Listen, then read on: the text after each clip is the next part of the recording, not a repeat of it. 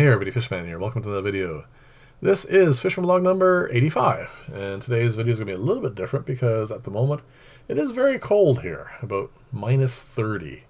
And the morning that I was doing this recording, we'd already had 2 power outages, and I wanted to get this done as quickly as possible, just in case we had more, and I would end up missing Sunday's vlog.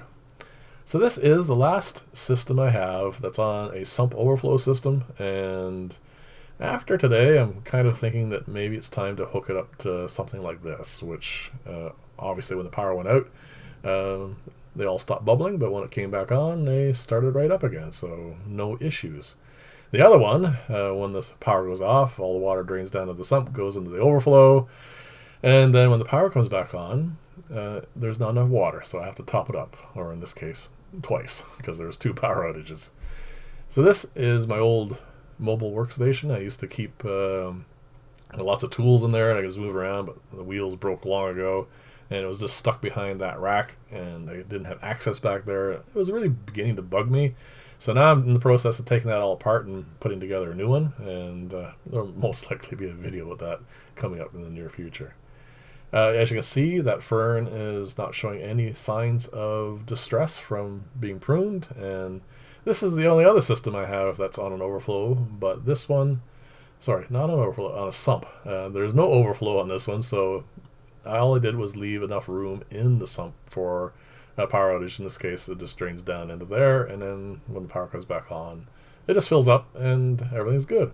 The only thing that was changed was that sponge, once the water level was low, slid down the pipe a little bit. That's not a big deal at all. The guppies here are definitely old enough now to have their own fry, so there's going to be tons in here shortly. And I still have all the other fry to move into this too, so this is going to be teeming soon, which is excellent. That's definitely what I want. I'm really happy with this, and even though there's a ton of work to get that front piece of acrylic to be, at least semi-transparent, it was worth it. So again, quite happy with that. This is going to be the tank on the right, my new attempt at growing Daphne in an aquarium. The other cultures are doing really, really well. So what I'm going to do now is, you see the box filter there. The output for it is above the water line, so the bubbling that's going to happen will not be fine bubbles that are underneath the water, which can cause issues with the Daphnia if they get a bit of air trapped underneath the carapaces or shells, whatever they're called, and that definitely kills them off. So I'm hoping that that will be enough turbulence to keep things clean, but not enough to cause any issues with their their health. And I'm going to leave this in here for the moment. I am going to put some fish in here shortly, and I'm going to probably keep both these filters in here until I'm happy about how they were doing, and then that sponge filter is definitely going to get its own tank, its own fish, and we get on with testing it.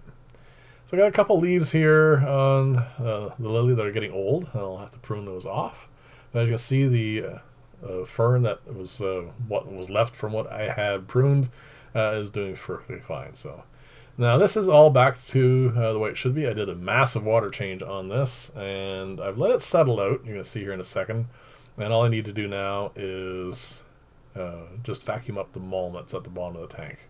And there you can see that. And then I'm going to take that out, and I'm going to put some fish in here and get that back into service. It was a very straightforward and easy job, and fortunately it wasn't leaking. This is probably the biggest surprise I've had with the plants lately. It is a spider plant, and it is doing so well here. And I actually honestly thought that it wouldn't. All it's being fed by is aquarium water, and that's it. And of course the roots are a lot more moist than they would be in a pot, but I mean, it's doing really, really well, so go figure. And this is going to stay in here until it acclimates. It is going to be here for about a month, and so far it just bubbles and does its thing, and I don't expect any issues with it, so kind of cool. So we'll see how that all goes in the long term, and of course again it'll get its own aquarium, and I will test it out more rigorously for its own filtration, because this has obviously got its own filter already. So now I've been watching this. I know it's only been a little while, But I'm looking to see if there are any more black tips forming, and I don't think so. I think it has stabilized, but it is a little early yet. We'll have to wait and see. But if that's the case, not so much light problem as humidity problem. But I guess, or I guess I should say, is it's going to be a combo. And as you can see, I gotta figure out what this thing's called. Calling it a Brazilian pennywort is not right because it's not, but I think it might be a variety though, so who knows? I'll have to figure it out. This is pearlweed, but as you can see, pearlweed has one small problem, and that is little pieces of duckweed get stuck in it. And as you can see right here, they are coming back, and I'll have to deal with that again before I have another tank which is completely clogged with this stuff. And anyway, I like pearlweed, so I'm not going to get rid of it. So this is a little bit later in the day, and I had started putting the hay in. This is obviously going to be the Daphne tank, and it's going to probably take about 2 or 3 days for this to hydrate and start the rotting process. At which point I'll pour one of those jugs of culture into here, and that'll hopefully get it started. I have to keep an eye on it again because they do require a fair amount of food, and I have to watch the balance, of course.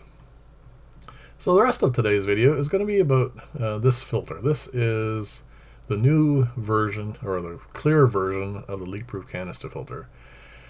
And it has been running ever since I put this together without a hiccup or any issues whatsoever. Actually, that's not true, sorry. One of the drain pipes got a little plugged once, and I had to run some water through it to unclog it, but that's it. That's all that has happened with this. And as you can see, this is a close-up now of the gravel bed from the back end now because I've moved that stand out of the way. And as you can see here, I'm going to try and get really close. It has a great deal of mulm in there, and this is perfect. This is the way it should look, and I'm very happy with this. And the only problem with the filter at the moment is I haven't put the rest of the lid on, so whenever the Java fern tries to grow above the surface, it just gets brown and dies because it's very dry. I try to keep my fish room as dry as possible because, you know, it can generate an awful lot of water. So here it is from the front end, and I need to put a cover over this last section. So that's what I'm going to do for the last little bit here. Just a simple matter of cutting a piece of PVC, a piece of acrylic here, and gluing it together. I did make one little boo-boo though, and that is this. I glued it together, and you can see there's quite a bow in this now because it's a long span of free acrylic that doesn't have any support. So I glued it together, waited about 5-10 minutes, and then went to put it in place to hold that bracket, and it hadn't cured enough yet. Anyway, it's a simple matter. All I'm going to do is re-weld this, and I'm going to put a clamp with a couple pieces of board here to hold it together in the interim while that cures. And then I'll definitely put it on. So thank you very much for watching. Let me know what you think in the comments below, and I'll see you in the next video, and bye for now.